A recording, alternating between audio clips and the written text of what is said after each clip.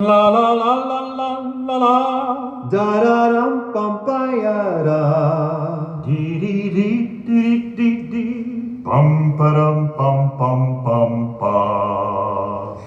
Do do do do do do do do do do do do do do do do do do do. La la la la la la la la. La la la la la la la la. La la la la la la la la la la la la la la. La la la la la la la la la la la. Well, it's been a quiet week in Lake Wobegon, my hometown. It's been hot. Wally, standing behind the bar in the sidetrack tap, realizes that everyone is extremely touchy in hot, dry weather, and he is very careful how he speaks to people as he moves up and down behind the bar, wiping at the counter. Wally, who stands there in the dark, cool dark all day, and who, this last Sunday, and this is what he's been nervous about, bought last Sunday, and it finally arrived on a flatbed truck, bought a 26-foot pontoon boat and put it in on the lake Sunday afternoon. 26 feet long by about 12 feet wide, a big slab of plywood on two big steel pontoons with a blue canvas canopy over about the 2/3 rear of it, and a little wheel housing in the middle, and two lawn chairs and a barbecue grill and a 36-horse outboard motor.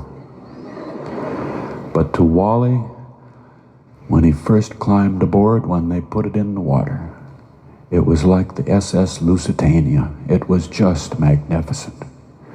He cruised around the lake wearing his white skipper hat, sitting in his lawn chair with Evelyn by his side. Felt like the master of something immense and elegant. Wished he could have hung Christmas tree lights from bow to stern. Those are two words that he's learned now, bow and stern. And port and starboard, too. Learned them in case some sailors should happen to come aboard. He won't look like an amateur. Evelyn says to him as they were cruising around the lake on the new pontoon boat, she says, "Wally, you don't need to drive it so fast." He says, "Evelyn, you don't drive a boat. You drive a car. This is a boat. You sail a boat. And when you get a new boat, you want a sailor to see how much she can do." He's never talked like that before. But that's how he talked on Sunday when he got his new pontoon boat, which he christened after his late mother, christened the Agnes D. 26 feet of glory on the lake. But he can't really talk about it to these guys in the sidetrack tap. Not in a town like this. You don't get a 26-foot pontoon boat and then brag about it. You don't want guys to think that you got the big head just because you have something so splendiferous as that. Guys say, "Wally, what's this I hear about you got a new boat? I seen you got a boat down there at the lake." Wally says, "Yeah, I tell you," he says, "it's nothing but a headache."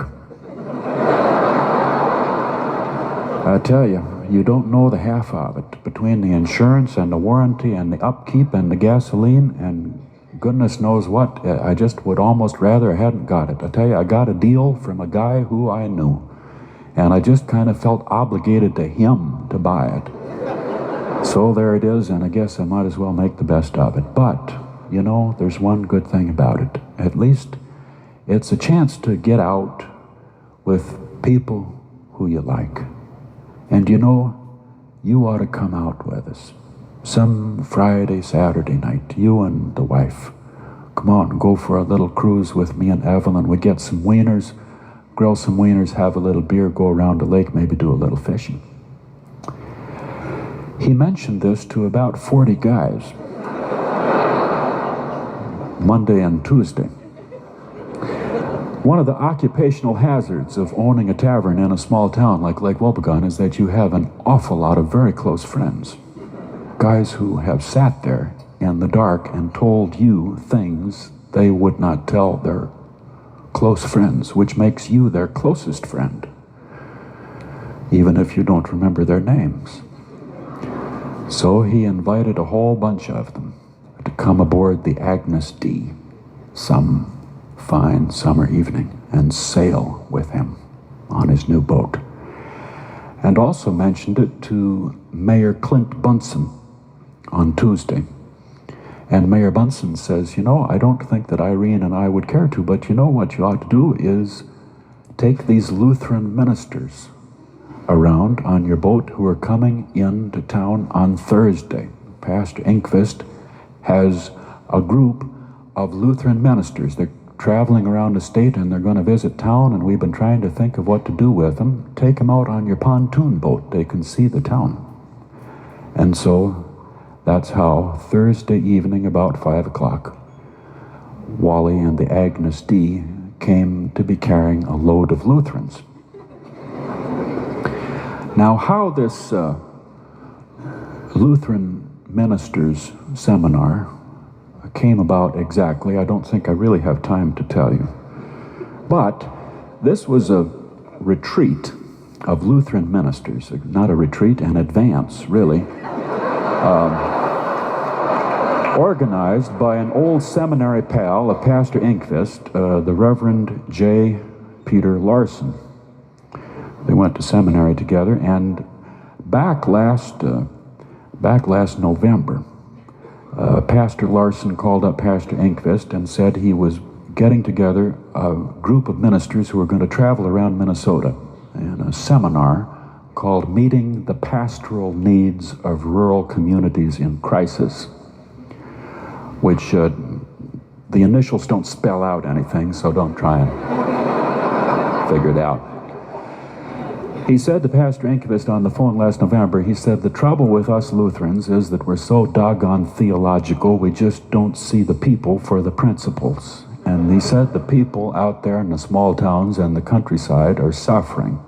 And we ought to get out there, we ministers, and see what their problems are and see what we can do for them. And we'd like to come through Lake Wobegon about the third week in July and study some of the rural problems in your area for about 2 hours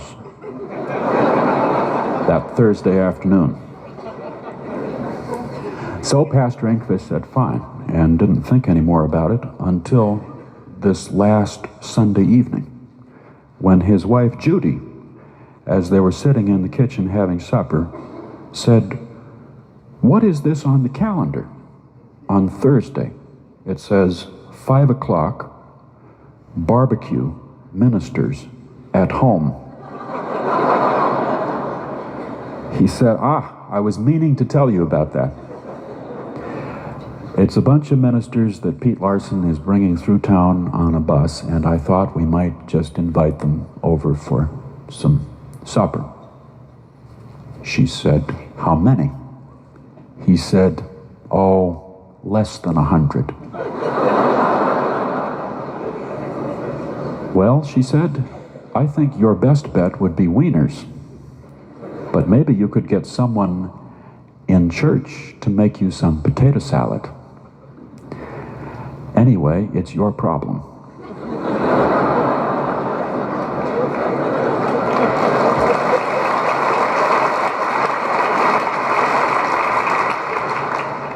Those were not the problems that the ministers were coming to study, however. 25, as it turned out, they were coming to study rural problems, which seemed strange to Pastor Inquist as he thought about it. What would you do with them when they come to your town to study rural communities in crisis? Take them out to some guy's farm? 25 ministers? Haul them out there on a bus? Bring them into the guy's kitchen? Say, he's in trouble. Yeah, I'd say he's going down the chute pretty fast. Yeah, I'd say this might be about the last year for him and his family. They're in crisis. You wouldn't do that. Especially not with a bunch of ministers. People don't parade their problems in front of ministers. They parade their children in front of ministers, well-dressed, show off their children. People look good for ministers. So Pastor Engquist thought, I'll talk to Mayor Bunsen, see what he can do. Mayor Bunsen said maybe he could take him around the town hall and give him a speech on municipal financing, but that didn't sound so good for 5 o'clock on a Thursday afternoon for a bunch of 25 Lutheran ministers been riding around in a bus all day. So he thought of Wally's pontoon boat, and that's what they did on Thursday. They rolled into town at about 5:30 on a yellow school bus and got off 25 Lutheran ministers. Clint was waiting there in front of Bunsen Motors to welcome them, along with Pastor Engquist. Clint looked at him as they got off. He thought to himself, they're ministers, all right. 25 kind of heavy-set guys in their 40s and 50s, kind of dressed in earth tones, some corduroys, a lot of hush puppies, some brass medallions on chains around their necks, a lot of turtleneck pullovers. Guys a little thick around the middle, a little thin on top, little poofs of hair around the ears. But more than that, what marked them as ministers was the fact that when they got off and walked up to him, they kind of made more eye contact with him than he was really looking for, you know? You glance into their eyes and then look away and look back and they're still looking at you. Intently, hoping to establish a one-on-one relationship. Go to shake hands with them, they hold on longer than you're counting on. You kind of wind up trying to pry yourself loose from a minister. Sometimes they'll put 2 hands on you, grab your shoulder, get in close.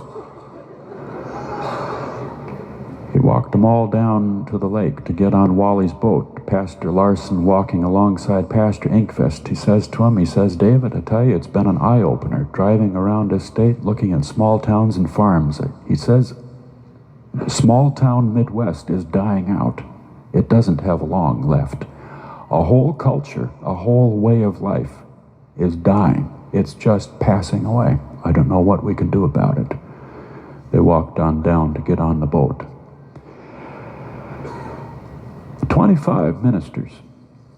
They filed out onto the dock. They went down the alley down behind Ralph's grocery and walked down the path between Mrs. Mueller's yard and Elmer and Myrtle's and out onto Elmer's dock, and there was Wally and the Agnes D. And filed on board the boat. 25 Lutheran ministers, kind of heavy-set gents in earth tones and a lot of hush-puppy shoes, making good eye contact with each other, murmuring to each other in kind of a ministerial way, fellowshipping.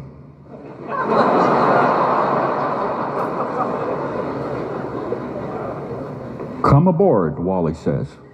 But Clint could not help but notice as he stood toward the stern and held the stern end up towards the dock, that as the last of the ministers climbed aboard the Agnes D, she was riding awfully low in the water. That port pontoon was practically submerged when the last of the Lutheran ministers climbed aboard. And then Pastor Engquist, and then Clint, thought long and hard before he stepped on, and stepped carefully, trying not to put his whole weight on it, and felt water slosh up into his shoe, and headed for the middle of the boat and stood behind Wally. Clint was thinking to himself, I'm not sure about this. Wally was thinking to himself, I'm not sure about this. But he didn't want to sound like an amateur. He said, cast off the bow line.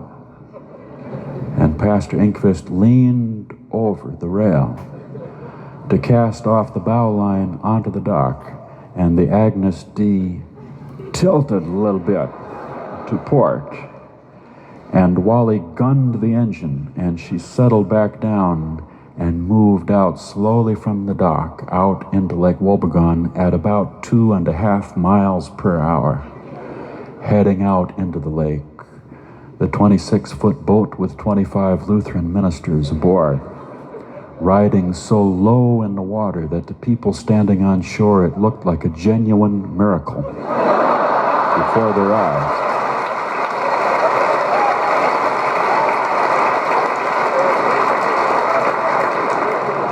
It was uncomfortable on the boat because, as they all could feel moving out into the lake, as they all could feel, there were too many Lutherans in one space. These men were all born and brought up in the Midwest, where we have to stand about 28 inches apart from each other, otherwise we get chest pains. But with the outboard motor and the 2 lawn chairs and the boxes full of wieners and hot dog buns and marshmallows and the grill and the cases of beer and pop, there just wasn't enough room. Guys were standing up close to each other and edging away and then edging into someone else and gradually moving out towards the sides and up towards the bow, which seemed to go down. Water sloshed up over the front a little bit. Wally thought to himself, if I just can get up speed, I think the bow will come up just a little bit. Pastor Larson standing at the rail with Pastor Inkvist and saying, I don't know what we can do about small towns in the Midwest, but I do know that we're not doing enough.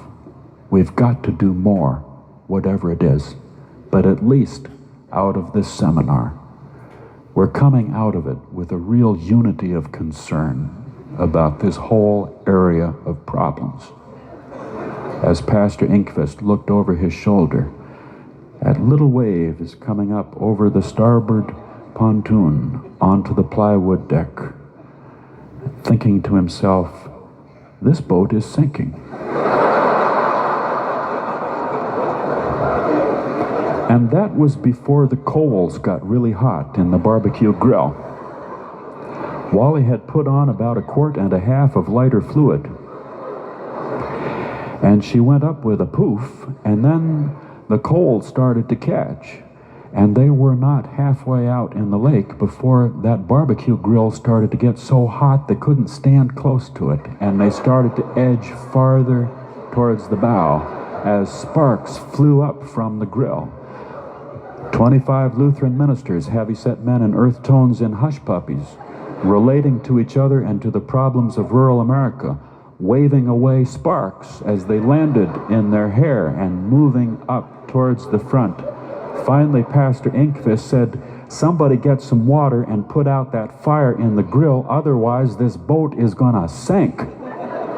And 5 men took their big cardboard beer cups and leaned over the port rail to dip water out of the lake. That port pontoon dipped down low. Everybody lurched over to starboard, and then the starboard pontoon went down too. And the Agnes D came to a dead stop in the water and began to turn slightly towards port, having come up to the very edge of the laws of physics. It started to plunge forward, and right then and there, in full view of the town, on a bright, sunny Thursday summer evening in July, it dropped some of its ballast off the forward rail.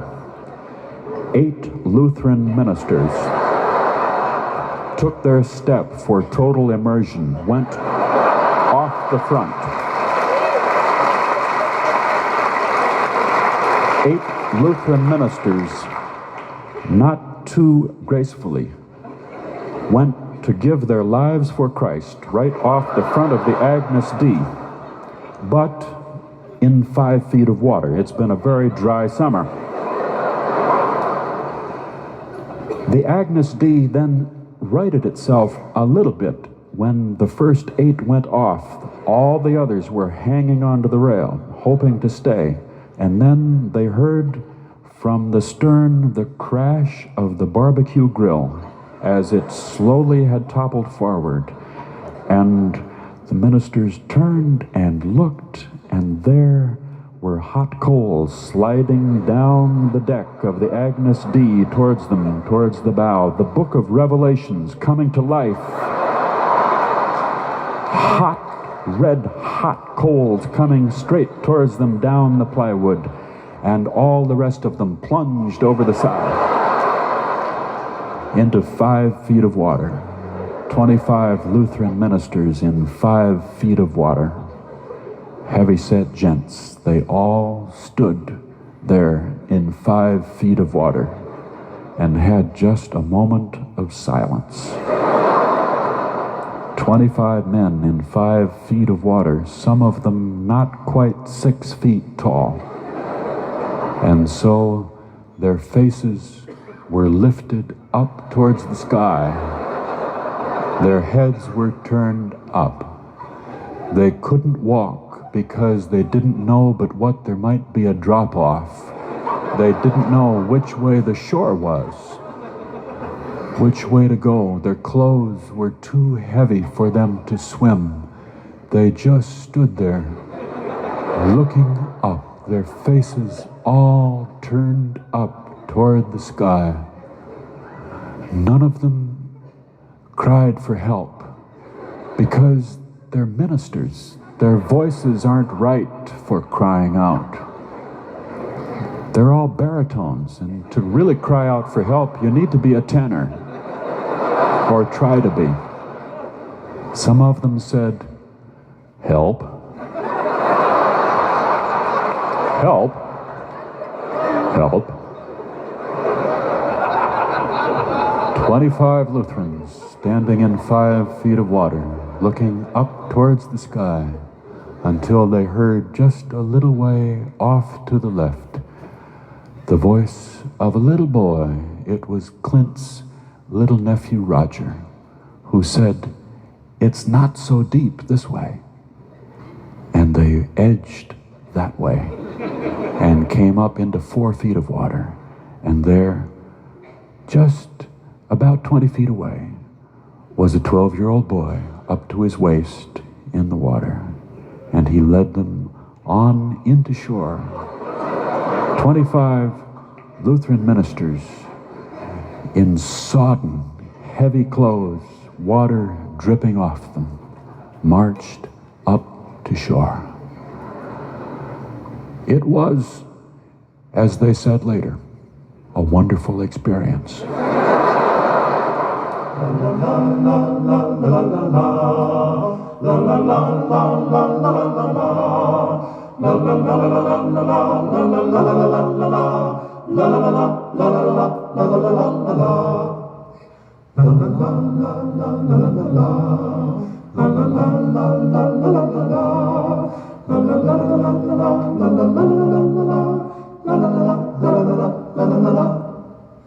La la